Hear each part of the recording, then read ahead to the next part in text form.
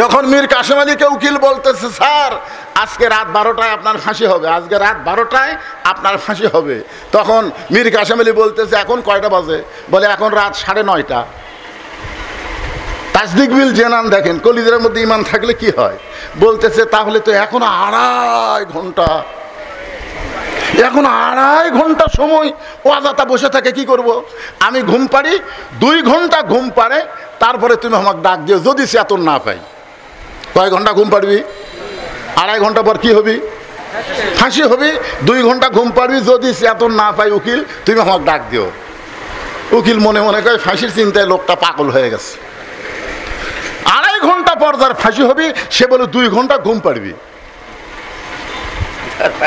উকিল ফাঁসির কন্ডম বাজে, তখন ফাঁসির কন্ডম সেলের মধ্যে ঢুইকে দেখে নাক ডাকা ঘুম পাড়তিছে। উকিল কয় কে রে, এটা মানুষ কে রে? এটা মানুষ যার 8 ঘন্টা পর ফাঁসি হবি এই হারে ঘুম পাড়তিছে, পাও ধকাইছে, চেতন পাই। বলতেছে উকিল রাত কি 12টা বাজছে? বলে না স্যার এখনো 8 ঘন্টা দেরি আছে। বলে আলহামদুলিল্লাহ, এখন 8 ঘন্টা পরে ফাঁসি হবে। আল্লাহর শুকরিয়া আদায় করলেন, ওযু করলেন, 2 রাকাত নামাজ পড়লেন, কোরআনের সূরা মুলক মুজাম্মিল তেলাওয়াত করে ফাঁসির কন্ডম সেলের মধ্যে সবচাইতে ভালো পাঞ্জাবিটা ওইটা পরে চিরুনি দিয়ে মাথার চুল হাসড়ায় বলে উকিল দেখো তো আমার কেমন লাগতেছে। উকিল কান্দের বলে স্যার আপনি কি শ্বশুর বাড়ি যাবেন, আপনার ফাঁসি হবে, আর ভালো পাঞ্জাবি গায়ে দিয়ে মাথার চুল হাসড়ায় আপনি কি দেখতে বলেন? মীর কাসেম আলী কান্দের বলে রে উকিল ফাঁসি হবে আমার, আর তুমি কাঁদতেছো। 2 ঘন্টা ঘুমের মধ্যে তাসদিক বিল জানান আমার কলিজার মধ্যে ইমান থাকার কারণে আল্লাহ পাক আমারে জানাই দিছে অন্যায় ভাবে যাদেরকে হত্যা করা হয়, ওয়ালা তাকুলু লিমান ইউকতালু ফি সাবিলিল্লাহি আমওয়াতুন বাল আহইয়া ওয়ালাকিন লা তাশউরুন। আমি আল্লাহর কোরআনকে বিশ্বাস করে ফাঁসির মঞ্চে যাব। আমি মীর কাসেম আলী বলতেছি আমার দেহের ফাঁসি হবে, কিন্তু 8টা জান্নাতের দরজা আল্লাহ আমার জন্য খুলে দিবে। তাসদিক বিল জানান কলিজার মধ্যে যখন ইমান থাকবে, তাই শুধু কলেমা পড়লে হবে না, কলেমাকে গ্রহণ করা লাগবে। জোরে কোন কথা ঠিক কিনা? মেয়েটা বলতেছে আমির আল মুমিনিন আমার জীবনের সবচাইতে বড় দুঃখ হলো আমি 6 বছর বয়সে ইমান গ্রহণ করেছি। শুধুমাত্র ইমান গ্রহণ করার অপরাধে 12 বছর অন্যায়ভাবে আমাকে জেলখানায় বন্দি করে রাখছে। সকালবেলা 3টা করে চাবুক, বিকেলবেলা 3টা করে চাবুক। আমার দেহের এমন কোনো জায়গা নাই যে জায়গায় চাবুকের আঘাত মারে নাই। 12 বছর পরে যেই দেশের জেলখানায় আমি বন্দি ছিলাম ওই দেশের নাম হলো রোম দেশ। জোরে বলেন কি দেশ? আপনি যখন রোম পারস্য মুখ দখল করলেন তখন আপনি ঘোষণা করে দিলেন মুসলমান কোন রাষ্ট্র যখন দখল করবে ওই রাষ্ট্র তখন আল্লাহর কোরআন দিয়ে চলবে, আর আল্লাহর কোরআন দিয়ে যখন কোনো রাষ্ট্র চলবে তখন আর জেলখানা থাকবে না, জেলখানার দরজাগুলো মুক্ত করে দেওয়া হবে, কারণ কোরআনের বিচার হলো ডাইরেক্ট অ্যাকশন। জোরে কোন কথা ঠিক কিনা? হ্যাঁ, তো জেলখানার দরজা যখন মুক্ত করে দিলেন, আমি হলাম রোমের জেলখানার বন্দি নারী। আমার দাদা খ্রিস্টান, আমার বাবা খ্রিস্টান, আমি খ্রিস্টানের ঘরের একজন মুমিনা নারী। আমি এখন কোথায় যাব? তাই এই 2 পাহাড়ের মাঝখানে 6টা দিন হলে আপনাকে খুঁজতেছি। যদি আপনাকে খুঁজে পাই আপনার কাছে এই দুঃখিনী মেয়ে একটু আশ্রয় চাই। ওমর ফারুক চোখের পানি বের করে বললেন মা আমি তোমাকে আশ্রয় দিবার পারবো না, আমি তোমাকে আশ্রয় দিবার পারবো না। মেয়েটা বলতেছে আমির আল মুমিনিন আমি শুনেছি আপনি অত্যন্ত ভালো মানুষ, তারপরও আপনি আমাকে আশ্রয় দিবেন না কেন? ওমর ফারুক বললেন মা মানুষ কোনোদিন মানুষের কাছে আশ্রয় চায় না, তুমি যখন মুমিনা নারী ইসলাম তোমাকে অধিকার দিয়েছে। সুবহানাল্লাহ বলেন। আমার মা বোনেরা যারা পর্দায় আছেন আপনাকে অনেকে অনেকে ভুল বুঝাবে, যদি কোরআন ক্ষমতা যায় তখন তোমাকে এই হবে সেই হবে। আপনারা শুনে নেন মা, ইসলামে নারীদের অধিকার আছে না নাই? জোরে কান আছে না নাই? আল্লাহ রাসূল ঘরের মধ্যে বসে আছেন, ইতিমধ্যে মা আয়েশা ঘরের মধ্যে ঢুকছে। রাসূল আমার বসা মানুষ দাঁড়িয়ে গেলেন, আস্তে করে দরজা বন্ধ করে দিলেন। মা আয়েশা থরথর করে কাঁপতেছে। আল্লাহ রাসূল বলে আয়েশা কি জন্য কাঁপতেছ? বলে ইয়া রাসূলুল্লাহ, আমি শুনেছি আপনার জুতার পরশে আল্লাহর আরশ ধন্য হয়ে গেছে। সুবহানাল্লাহ বলেন। আপনার জুতার পরশে আল্লাহর আরশ ধন্য হয়ে গেছে। আজকে আপনার ঘরে আমি আয়েশা যদি কোনো বেয়াদবি করি, আপনি আল্লাহর নবী, এই জন্যই আমার দেহ থরথর করে কাঁপতেছে। আল্লাহ রাসূল মুস্কি হাসিয়ে বললেন, আয়েশা, যতক্ষণ দরজা খোলা ছিল ততক্ষণ আমি আল্লাহর নবী ছিলাম, কিন্তু যখনই দরজা বন্ধ হয়ে গেছে তখন আমি আর নবী নাই। আয়েশা বলে, হুজুর তাহলে আপনি কি? রাসূল বললেন, আমি হলাম স্বামী, তুমি আমার বিবি। সবসময় নবী থাকা যায় না, সবসময় হুজুর থাকা যায় না। আপনাকে টেজের উপর ওয়াজ করতেছি, এখন আমি বক্তা, যখন বাড়ির যাবো তখনও বক্তা। আল্লাহ রাসূল আয়েশা, এখন আমি হলাম স্বামী, তুমি আমার বিবি। মা আয়েশা দৌড়ে এসে নবীর বুকে মাথা রেখে বললেন, আল্লাহ, আমার নবী শুধু বিশ্ব নবী নয়, আমার নবী হলেন পৃথিবীর 1 নম্বর স্বামী। ধরে কান সুবহানাল্লাহ। সঙ্গে সঙ্গে আল্লাহ তাআলা ডাক দিলেন, জিবরাইল তুমি কোথায়? জিবরাইল বলে, আল্লাহ এইভাবে আমারে ডাকতেছেন কেন?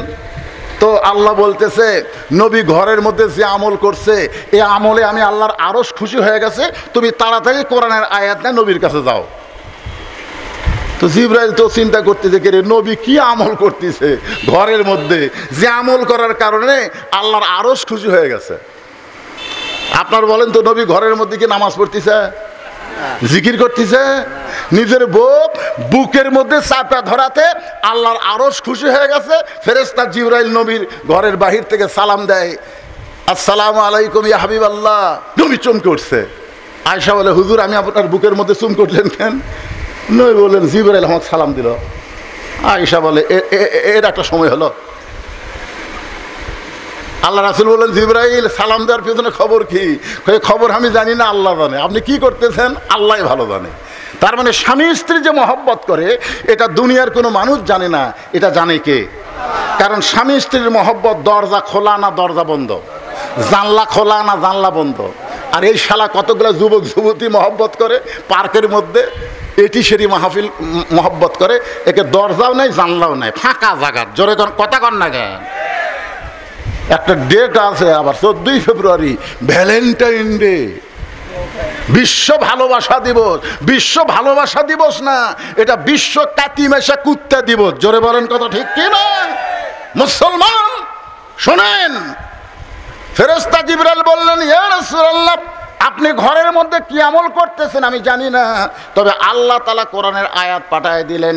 আয়াতটা হলো, হুন্না লিবাসুল লাকুম ওয়া আনতুম লিবাসুল লাহুন্না। আর আবার কি হলো রে? কি হুন্না লিবাসুল লাকুম ওয়া আনতুম লিবাসুল লাহুন্না। স্বামী হলো বিবির পোশাক, বিবি হলো স্বামীর পোশাক। এখন আপনারা বলেন, ইসলামে নারীদের অধিকার আছে না নাই? জোরাকার আছে না নাই?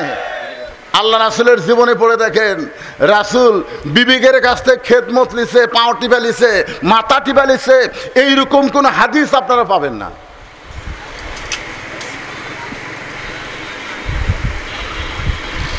সব তো করে দিয়েছে আমার জামায়।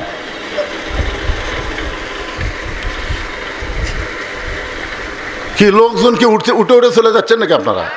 রাত কয়টা বাজে? আপনি যাচ্ছেন? যান, সারাদিন কষ্ট করছেন আপনি, এতক্ষণ যে বসে আছিলেন। ভাই আপনি যাবেন নাকি? তাহলে এই ছিল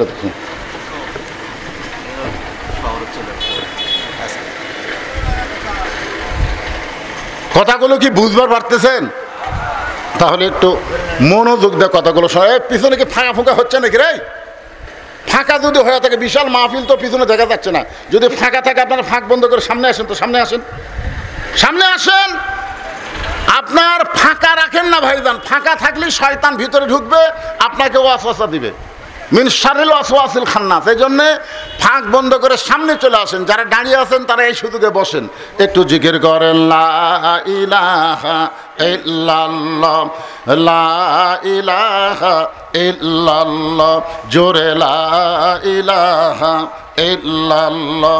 উঠলেন কেন আপনারা? বসা থাকায় সামনে আসবেন, উঠলেই শয়তান ধাক্কা দিবে, চ মানে মারবে ধাক্কা, এমন ধাক্কা মারবে আপনি আর বসতে পারবেন না। যে জায়গায় বসে আছেন যতক্ষণ বসে থাকবেন, এই জায়গাটা হলো রিয়াজুল জান্নাহ, বেহেশতের টুকরা। জোরে গান সুবহানাল্লাহ। আল্লাহ কোরআনে বলেছেন মা সাবাকা মিন হাসানাতিন ফামিনাল্লাহ। বান্দা বান্দির দ্বারা ভালো যখন কোনো আমল হয়, এই আমল বান্দা বান্দি করে না, বরং আমি আল্লাহ করাই। আপনারা বলেন তো কোরআনের মাহফিলে বসা ভালো কাজ না খারাপ কাজ? তাহলে এই কাজ কি আপনারা করলেন না আল্লাহ করালো? তাহলে আল্লাহ যেই কাজ আপনাকে করাচ্ছে, শয়তান সে কাজ করবার দিবে? শয়তান খালি ওয়াসওয়াসা দিবে। এই জন্যে এমনভাবে বসবেন, খুব মনোযোগ দিয়ে কথাগুলো শুনবেন।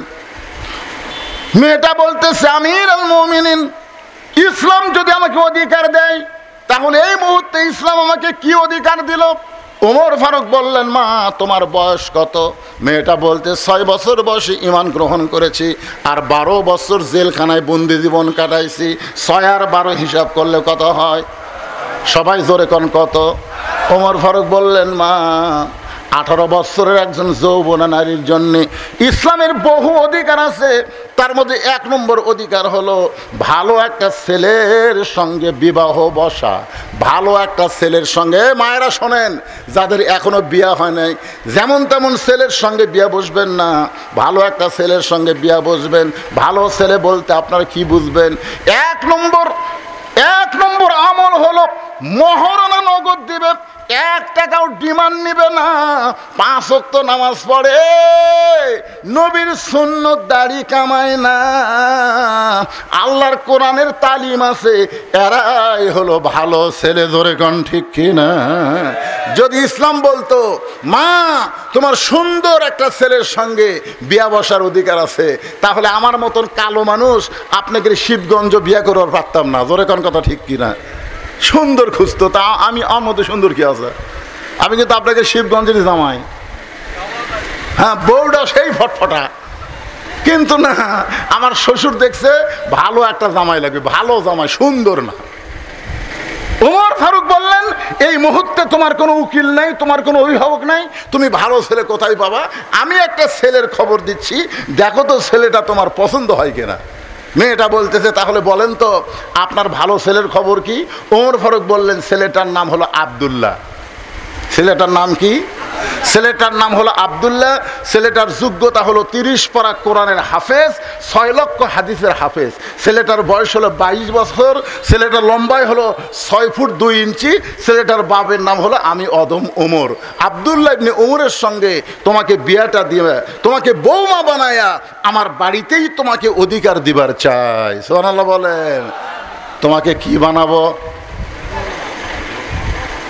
এইবার আর বলতেছেন না, বৌমা। জোরে কোন কি মা? ছেলের বউকে আপনারা কি বলেন? আরো জোরে বলেন। আমি কতকবার মাহফিলে বলেছি ছেলের বউ আপনাদের কে হয়? সবাই বলে বৌমা, কিন্তু আমার পাশের সভাপতি সাহেব কথা কয় না। আমি সভাপতিকে বললাম কে সভাপতি সাহেব আপনার কি ছেলে নাই? আছে হুজুর। তো বিয়ে করেননি? করাছি হুজুর। তা আপনি বৌমা কন না কেন? হুজুর বিশ্বাস করেন, কানটা আমার কানের কাছে দেন, মুখের কাছে দেন, কান মনের কাছে দিলাম। উনি আমাকে বলল আমি বৌমা পাইনি হুজুর, বউ দজ্জাল। বউ দজ্জাল। বাড়ি হলো আপনাদের গ্রামের নাম কি? তালিবপুর। এখন ছেলে বউ নিয়ে থাকে বগুড়া শহরে। ছেলে বউ নিয়ে থাকে বগুড়া শহরে। বাপ মা থাকে গ্রামের তালিবপুরে, আর বউ নিয়ে থাকে বগুড়া শহরে। একদিন বাবা অসুস্থ হয়ে বগুড়া শহরে গেছে ডাক্তার দেখাবার। এখন বড় ডাক্তার, বিশাল লাইন। ডাক্তার দেখতে দেখতে রাত 9টা বাজছে। এখন রাত 9টার সময় চিন্তা করে এই রাত 9টার সময় তালিবপুরে কেমনে যাই, এই রাত 9টায় তালিবপুরে কেমনে যাই। তখন মন বলতে দেখে তোর বেটার বাসা নাই, মন বলতে তোর ছেলের বাসা নাই, ছেলের বাসাত যা। ঠেলাত পড়ে ছেলের বাসাত গেছে। ছেলের নামও রাখছে ভালো, আব্দুল্লাহ।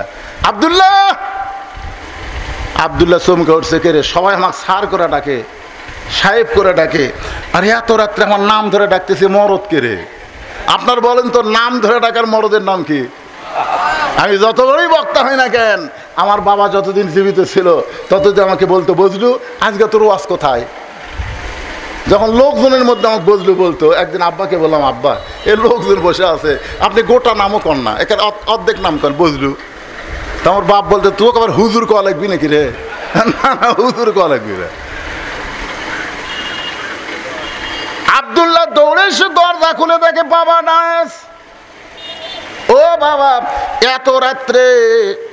বাবা বলতেছে বাড়ির যাওয়ার উপায় নাই, ডাক্তার দেখতে দেখতে 9টা বাজে গেছে, এখন এত রাত্রে তালে পরে কেমনে যায়, এই জন্যই তোর দরজায় আইছি, তুই কি আমাকে এক রাত থাকতে দিবি? ছেলে দৌড়ে এসে বাবার হাত ধরে কান্দে। ছেলে দৌড়ে এসে বাবার হাত ধরে কান্দে, বলে বাবা এমন কথা কেন বলতেছেন বাবা, তুই কি একটা রাত আমাকে থাকতে দিবি, এমন কথা কেন বলতেছিস? বাবা মনে মনে কয় কি জন্যে বলতেছি এটা আমি জানি, বিয়ে করার আগে তুই এত ভালো ছিলি, আর বিয়ে করার পর থেকে বাপ মাকে বাদ দিয়ে তুই শহরে বাসা বানাইলি। মনে মনে, জোরে বলা যাচ্ছে না তো। এখন ছেলে হাত ধরে বাবাকে রেস্ট রুমে বসায়, বাবা একটু ধৈর্য ধরেন। বাবা যখন বসে আছে আস্তে করে বইয়ের কাছে গিয়ে ফিস ফিস করে বলতেছে, ক্যাগো ক্যাগো, আস্তে আস্তে, মরদ হিজড়া হয়ে গেছে। বইয়ের কাছে বলতেছে, ক্যাগো আমার বাবা আসছে গো, ডাক্তার কাছে আইছিল, রাত 9টা বাজছে, বাসা বাড়ির যাওয়ার পারেনি, এই জন্য আমার বাবা আসছে। আমি জানি না তোমার বাবা আসছে, আমি শুনিনি। আব্দুল্লাহ আব্দুল্লাহ বলে চিল্লাল না। স্বামী কয় এত জোরে কয়ও না, বাবা শুনবার বেলে কষ্ট পাবে। তোমার বাবা আছে, তুমি যাও। সারাদিন হলে আমার মাজা বেদনা করতেছে, শরীর ব্যথা হয়ে গেছে, উঠতে পারতেছি না, কম্বল গাওয়া শুইছি, আর বাবা আইছে, বাবা আইছে, তোমার বাবা আইছে, তুমি খাবার দাও। আব্দুল্লাহ আস্তে করে বাবার সামনে গিয়ে বলতেছে, বাবা। আব্দুল্লাহর বাপ বলে, কি তুই কি মনে করছিস, কে রে আমার থাকার জায়গা নাই তাই বলে হোটেল নাই, পেট ভরে খাইয়া চিরে পাগলা, তুই অসুস্থ বউকে তুই আবার কষ্ট দিচ্ছিস কেন? থাকার জায়গা দে, কোন একটা থাকার যদি জায়গা থাকে সেই জায়গাটা আমাকে দে। তখন আব্দুল্লাহ বলতেছে, বাবা তাহলে এই ঘরে আপনি থাকেন। রাত 9টার সময় বাবা না খাইয়া ঘুমায় গেছে।